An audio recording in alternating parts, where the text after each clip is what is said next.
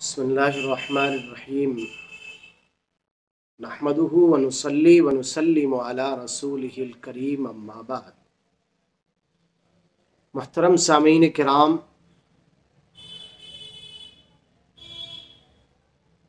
آپ حضرات کے سامنے گزشتہ سبق میں یہ بات آئی تھی کہ قادیانی سے بات کرنے کے لیے، اس سے گفتگو کرنے کے لیے کن کتابوں کو پڑھنا ضروری ہوگا، کن کتابوں کو پڑھ کر ہم آسانی سے قادیانیت کا مقابلہ کر سکتے ہیں، اس کا تعاقب کر سکتے ہیں۔ وہ کون کون سی کتابیں ہیں؟ بہت سی کتابیں آپ حضرات کے سامنے آئی، ان میں سے ایک کتاب قادیانی کی جو تقریباً 22 جلدوں پر مشتمل ہے، روحانی خزائن کے نام سے۔ اس کا کچھ تھوڑا سا پوسٹ مارٹم کرنا ہے، اس کو سمجھنے کی ضرورت ہے۔ قادیانی کی کتاب پڑھنے کے لیے ہم نے کیوں کہا؟ ایک بات، قادیانی کی کتاب کو پڑھنے کے لیے اس لیے کہا گیا ہے کہ قادیانی سے گفتگو کرنے کے لیے اس کی کتاب کو سامنے کیا جائے تو مزید کتابوں کی ضرورت الحمدللہ پیش آتی ہی نہیں ہے، کیونکہ اس کی کتاب میں اس قدر دجل، فریب، دھوکہ، جھوٹ، کذب بیانی بھرا ہوا ہے کہ آدمی کو آسانی کے ساتھ اس کو پکڑنے کا راستہ مل جاتا ہے۔ قادیانی مربیوں سے آپ گفتگو کریں گے تو آسانی سے ان کو پھنسا سکتے ہیں۔ قادیانی کو اسی کی کتاب میں پھنسایا جائے تو یہ بہت بہترین اور آسان طریقہ ہے، اور اس کو پھنسانے کے لیے خود اسی کی کتاب روحانی خزائن کو سامنے رکھنا ہوگا، تو اس کی عبارات میں اس کو پھنسائیں کہ دیکھیے تمہارا مربی، تمہارا شیخ، تمہارا وہ جھوٹا مدعی نبوت جسے تم نبی کہتے ہو، اس کی حیثیت یہ ہے کہ یہاں یہ لکھتا ہے، یہاں یہ لکھتا ہے، اس کی عبارات میں پھنسائیے۔ دوسری بات یہ ہے کہ ہمیشہ قادیانی سے گفتگو کرنے کے لیے ہمیشہ یاد رکھیے، یہ اصول اور ضابطہ ہے، اور میں اپنا تجربہ بتا رہا ہوں۔ گزشتہ سال میرا کئی ایک قادیانیوں سے واٹس ایپ پر مناظرہ ہوا ہے، الحمدللہ وہ ایک جگہ بالکل نہیں ٹھہر پائے۔ جب بھی آپ نے قادیانی سے گفتگو کرنی ہے تو اس بات کو ملحوظ رکھنا ہے، اس بات کو سامنے رکھ کر آپ گفتگو کریں گے کہ ہمیشہ ایک عنوان متعین کریں، اسی عنوان پر بات کریں۔ جب آپ اس عنوان پر بات کریں گے تو قادیانی کبھی بھی اس عنوان پہ نہیں ٹھہرے گا، اور آپ کے آئلی مسائل، پیچیدہ مسائل،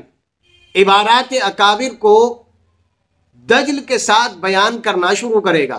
کہ آپ کی کتاب میں تو یہ لکھا ہے، آپ کی کتاب میں تو یہ لکھا ہے، یا پھر وہ مشہور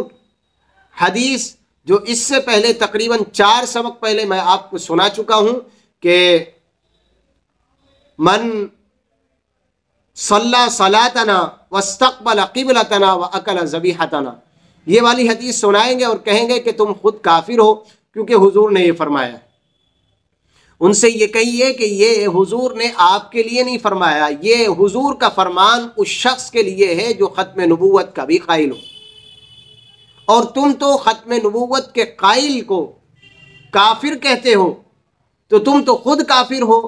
چاہے کہ دوسرا تمہیں کافر کہے تو تم اس کی وجہ سے وہ اس کے کافر کہنے کی وجہ سے وہ کافر ہو، تم تو خود کافر ہو، ختم نبوت کے منکر ہو، اس لیے تم کافر ہو۔ خیر، بات یہ تھی کہ قادیانی سے مناظرہ کرنے کے لیے، اس سے بات کرنے کے لیے ہمیشہ ایک عنوان متعین کیجیے۔ مثلا آپ نے متعین کیا کہ قادیانی کا کیریکٹر، اور یہ بھی یاد رکھیے کہ قادیانی کبھی بھی اس عنوان پر نہیں آتا۔ آپ اس سے کہیے کہ قادیانی کے کیریکٹر پر، اس کے کردار پر بات کریے، اس کی سیرت پر بات کریے، کبھی بھی وہ اس پر آمادہ نہیں ہوگا اور وہ گفتگو کرنے کے لیے تیار نہیں ہوگا۔ وجہ اس کی یہ ہے کہ قادیانی کا سارا دجل ہی اس کے کردار سے کھل جاتا ہے،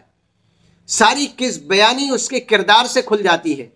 کس قدر بدبودار، داغدار اور بے حیائی سے بھری ہوئی زندگی اس کی ہے، اس کیریکٹر پر کبھی بھی قادیانی نہیں آتا۔ وجہ اس کی یہ ہے کہ قادیانی مربی بھی دجل سے کام لیتے ہیں اور اس کا کیریکٹر اپنی عوام کو نہیں سناتے۔ اگر کیریکٹر سنا دیں گے تو قادیانی مربیوں کو ان کی قوم مار مار کر کے ہلاک کر دے گی،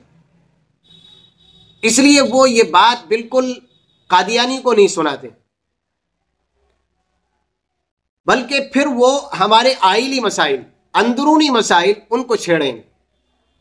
اور ہمیشہ آپ یاد رکھیے کہ جب ان سے گفتگو کرنی ہو تو آپ اپنے عنوان سے بالکل نہیں اتریے، وہ کتنا بھی اترتا رہے،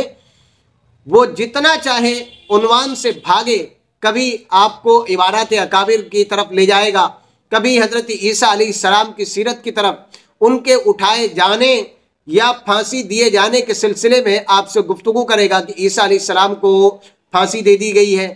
وہ آسمان پر زندہ نہیں ہے، طرح طرح کے مسائل وہ اٹھائے گا آپ کے سامنے۔ لیکن آپ ہمیشہ یاد رکھیے کہ ایک عنوان پر ٹھہریے اور اسی پر گفتگو کیجئے تو انشاءاللہ قادیانی آپ کے سامنے ٹھہرے گا نہیں، اور وہ دم دبا کر کے بھاگ جائے گا اور وہ مناظرے کا میدان چھوڑ دے گا۔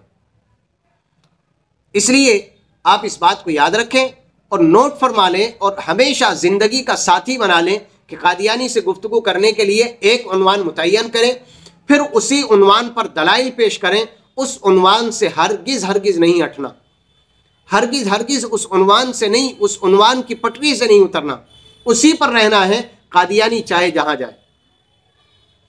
آپ قادیانی سے اجرائے نبوت پر بات نہ کریں، ہم تو اجرائے نبوت تو ہمارا عقیدہ ہی نہیں ہے،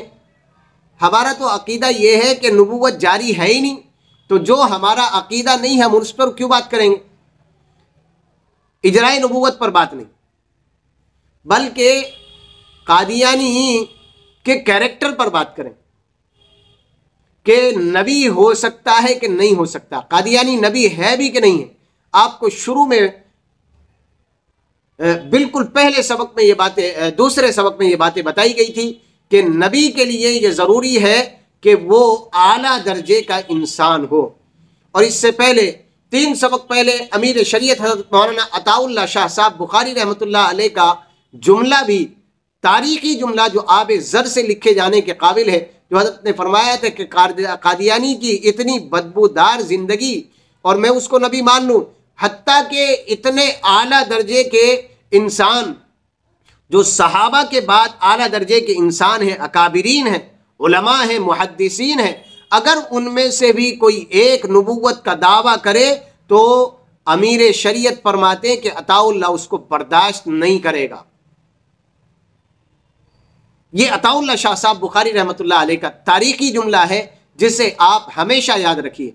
اور آپ قادیانی سے گفتگو کرنے کے لیے بس آج کے سبق میں یہی آپ کو بتانا تھا کہ روحانی خزائن کو ہم نے کیوں پڑھنے کے لیے کہا ہے۔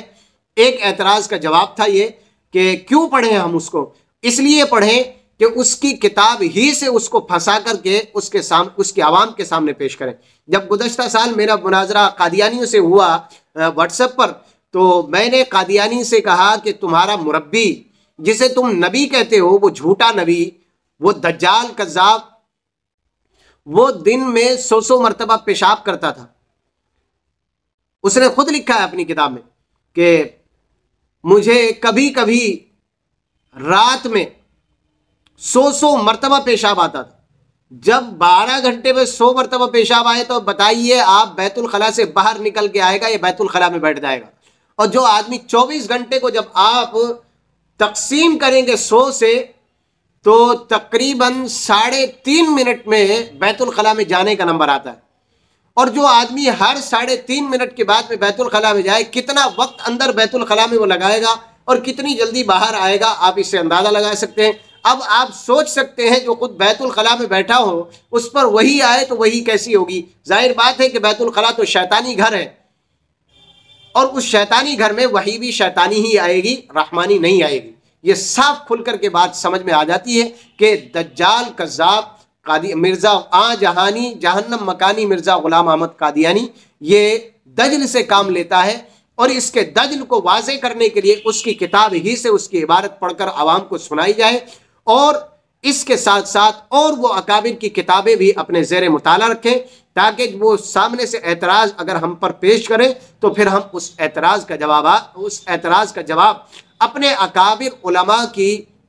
کتابوں سے دے سکیں۔ بس یہی چند معروضات آپ کے سامنے رکھنی تھی کہ ہمیشہ قادیانی سے بات کرنے کے لیے ایک عنوان پر ٹھہریے، قادیانی کبھی نہیں ٹھہرے گا، آپ نہیں اترنا۔ اللہ تعالیٰ ہمیں بات سمجھنے کی توفیق عطا فرمائے۔ السلام علیکم ورحمۃ اللہ